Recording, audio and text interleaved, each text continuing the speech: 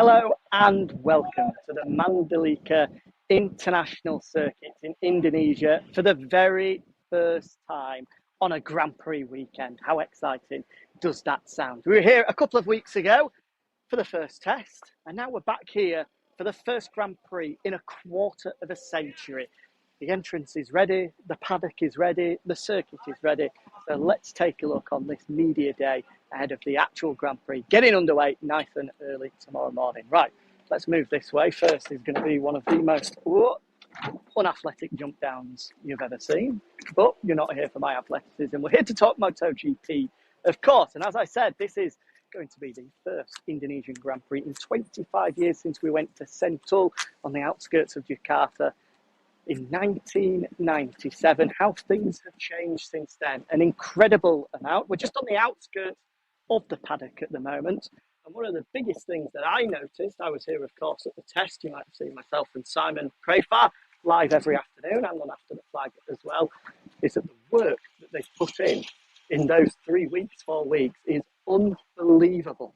The amount of stuff that has been prepared for this weekend is just quite incredible. As an example, when we came for the test 4 weeks ago, the roads leading into the circuit wasn't actually a road. They were still surfacing it.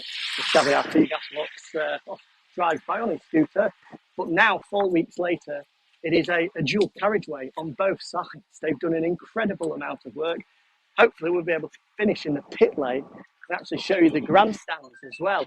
Just have to go into the paddock, so scan my pass. Thank you very much.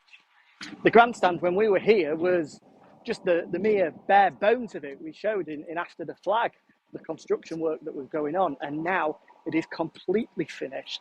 A sea of colour, which is fantastic to see, and thankfully, because of the heat, a roof to keep everyone nice and cosy. Let's just show this actually. This is the perfect way of how people are enjoying Indonesia.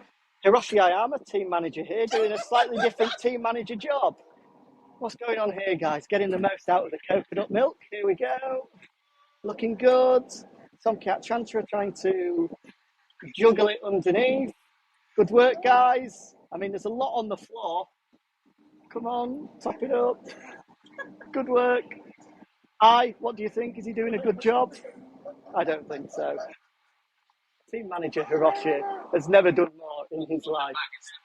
Yeah, well, we don't want to show from the back. I've got the view here, and I'm not sure, with it being 2 o'clock local time here, that's particularly PG, but it's just about done, I think. And this is a key element of being here in Indonesia. There you go, that's a much better tack. We've got it now. Great work, guys. And just to finish, Somcat, how does it taste? Here we go, taste test. Wow! Oh, beautiful. Great work. Exactly what's needed. Good luck this weekend, guys. Thank you for the entertainment. One of the many things you can see in the paddock. Certainly wasn't expecting to see that, though. Somkat, of course, used to these temperatures from Thailand himself, but that team in particular, Idemitsu Honda Asia Talent team, have got a huge weekend ahead of them because Super Mario Adji in the Moto3 class is here. Thanks, Jake. Love you too, mate. He's going to be making his debut in front of the thousands of fans. All you have to see is our parade in Jakarta yesterday. And the fact we had Matt Marquez, Pecco Bagnaia, Alex Rins, Joan Mir, all there, stars of MotoGP, established stars, plus Mario Adji there as well. Even when we arrived in Lombok Airport, there's a huge poster up of Mario. He is a real superstar. There's the boss man drives past there, so Carmelo Espeleta, which he thinks I'm doing a good job, and I won't get sacked as a result of this.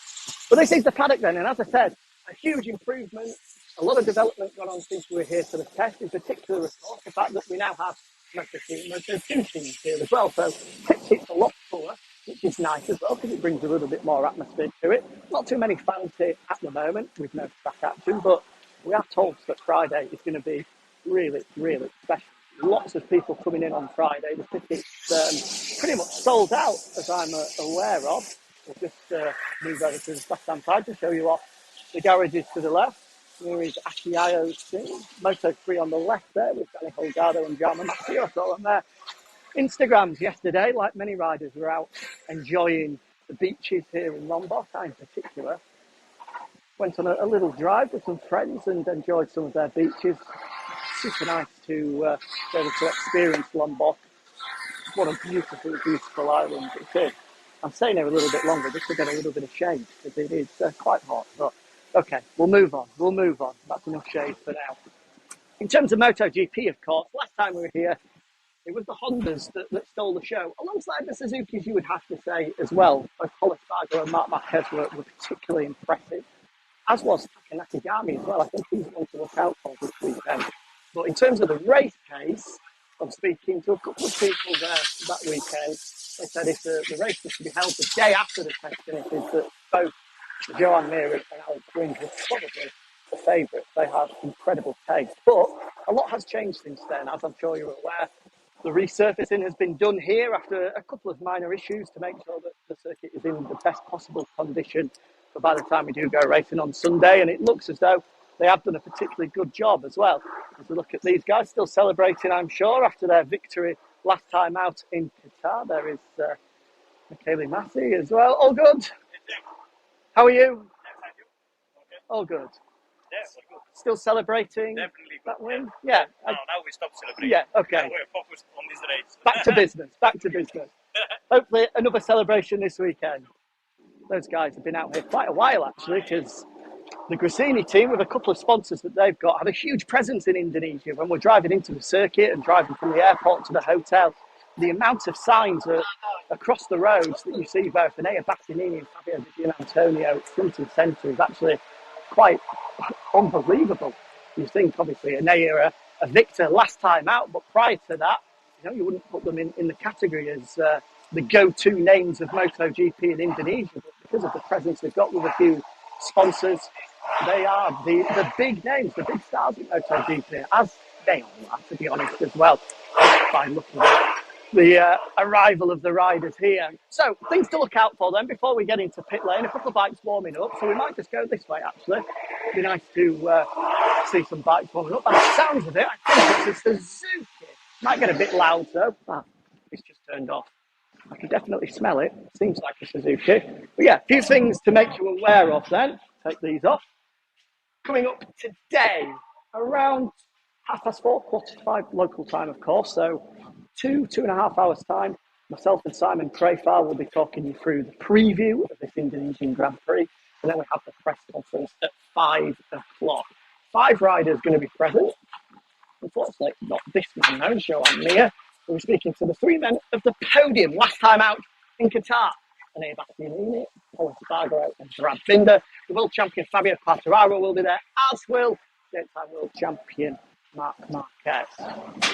This man, though, as we said, is potentially one of the favourites coming into this weekend, Joan Mir, the 2020 world champion. Incredibly fast at the test last time out. And I'm sure he'll be hoping to translate that pace at the test into a result on Sunday. It's going to be an unmissable weekend here in Mandalika. We'll just finish, Jordy, by showing off these brand new grandstands. We mentioned it at the start. Just take a look at that. A sea of colour, blue, yellow, red. Brilliant to see. Right now, they're empty. But come Sunday, there are going to be thousands of people sat in those seats, making plenty of noise. I think it's going to be an atmosphere, the likes of which we've rarely seen in MotoGP. So you don't want to miss it. It's Sunday, 3 p.m. local time, lights out for MotoGP, a little bit later than normal. Make sure you make a note of that. And make sure you do join us for round 2 of the MotoGP World Championship. I'll be back with you, Simon, in a couple of hours' time as we talk about all of the finer details, who to look out for in MotoGP this weekend. And then stay tuned across the weekend as well, because we'll be live with you on Saturday afternoon, Friday afternoon as well. And on Sunday, pre-race, we can bring you some action as the MotoGP riders get ready to go. So lots of stuff coming your way on MotoGP across all of our social channels. Make sure you're following all of them: Facebook, Twitter, Twitch, YouTube, Instagram, and the rest. It's going to be a weekend we don't want to miss a single second of the action. Thank you for joining us here in Mandalika. We'll see you in a couple of hours. Bye.